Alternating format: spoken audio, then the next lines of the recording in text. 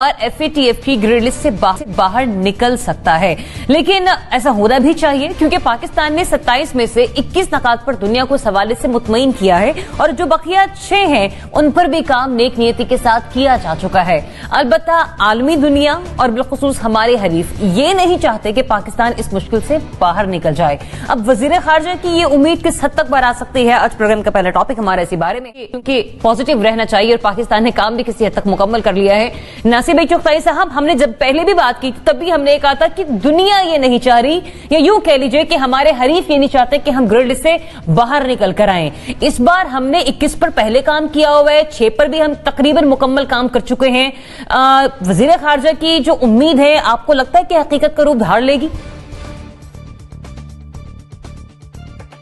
देखिए, मुझे अपने वजीर खारजा पर कोई शुबा नहीं और मुझे अपने वजीर खारजा पर शुबा करने का इख्तियार भी नहीं है। वो अगर ये कह रहे हैं कि हम बाहर निकल आएंगे तो यकीनी तौर पर हम बाहर निकल आएंगे।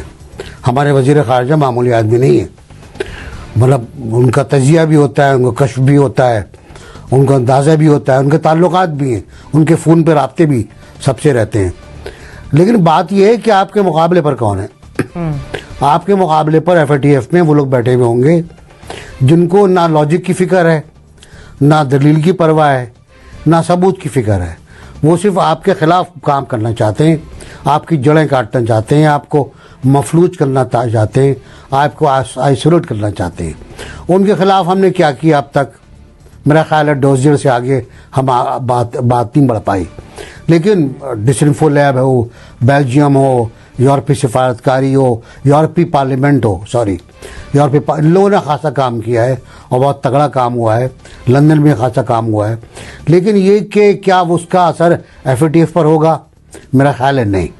हमें ब्लैक एंड वाइट में बात करनी होगी, बहुत खुल के बात करनी होगी और हम ये देखना होगा हमारे कितने दोस्त हमारा साथ देंगे।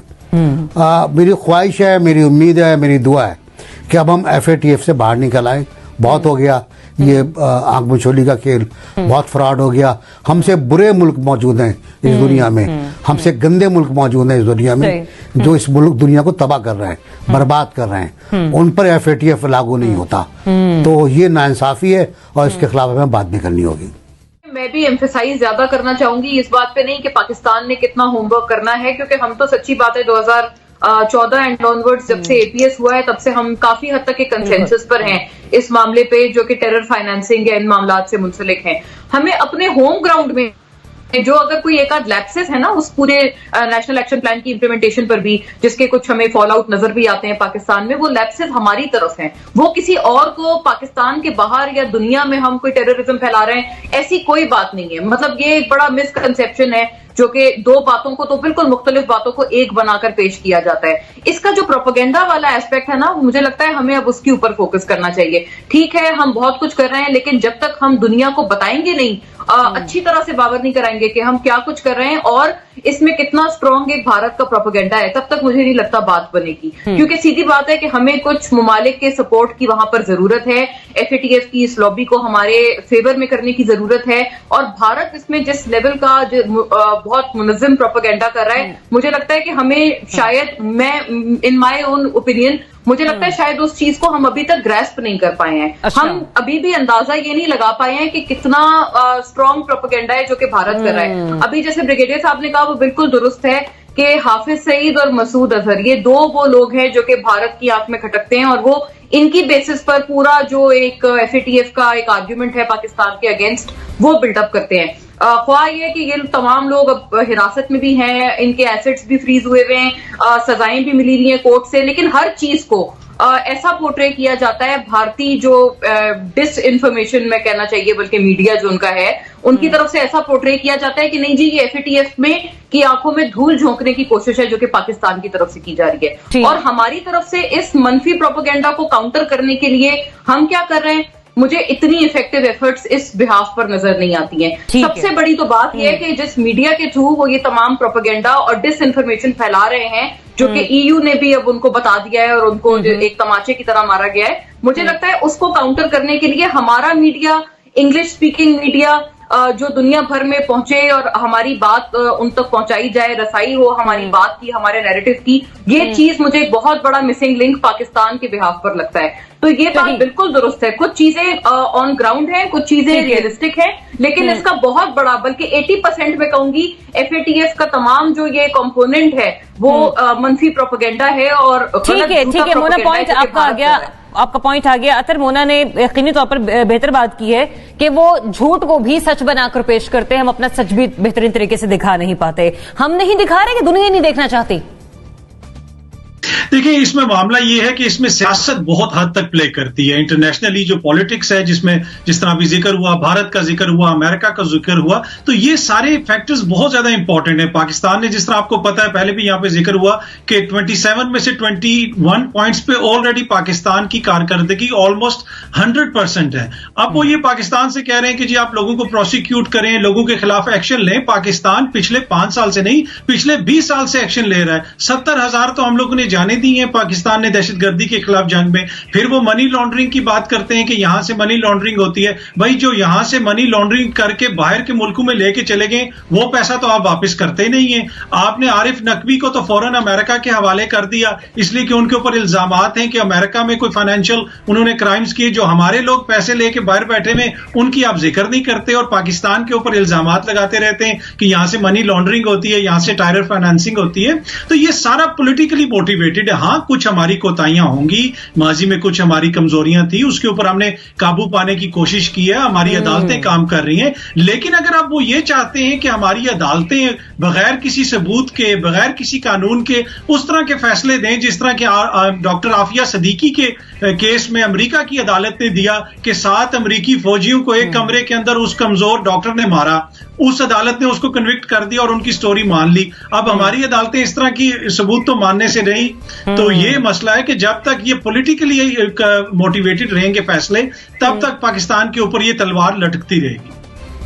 इब्राहिम, आपने सुना, अतर कह रहे हैं कि माजी की कोताहियां रही हैं और माजी में कुछ मजबूरियां भी रही होंगी। हम इस मामले पर भी माजी का ही हवाला देंगे या फिर 3 साल में इस तरह बहुत कुछ आया हमारे सामने? देखिए, माजी का जो बैगेज था वो तो हमने बहुत हद तक उतारा, अपनी गलतियों को तस्लीम भी किया और हाईएस्ट लेवल पे हमने इन गलतियों को तस्लीम किया, इनका एतराफ़ किया। आर्मी चीफ के लेवल पर भी हमने इन गलतियों का एतराफ़ किया और फिर कहा कि अब हम आगे चलेंगे। अब जो लास्ट सेशन था उसमें FATF का, उसमें ये एक्नॉलेज किया गया कि पाकिस्तान ने 27 में से 21 जो नुकात हैं उन पर बहुत हद तक अमल दरामद कर लिया है। लेकिन अपेरेंटली जो पाकिस्तान को ग्रे लिस्ट में रखने का वहाँ उस वक्त फैसला हुआ, वो जो एशिया पैसिफिक ग्रुप की रिपोर्ट थी और उसकी बुनियाद पर उन्होंने कहा कि पाकिस्तान ग्रे लिस्ट में रहेगा और 6 नुकात मजीद पाकिस्तान को दे दिए कि इनके ऊपर अभी काम बाकी है। और एशिया पैसिफिक ग्रुप के ऊपर एलिजिडली इंडिया का इन्फ्लुएंस है और उसकी रिपोर्ट जो है वो फाइनल डिसीजन में बहुत अहम किरदार अदा करती है।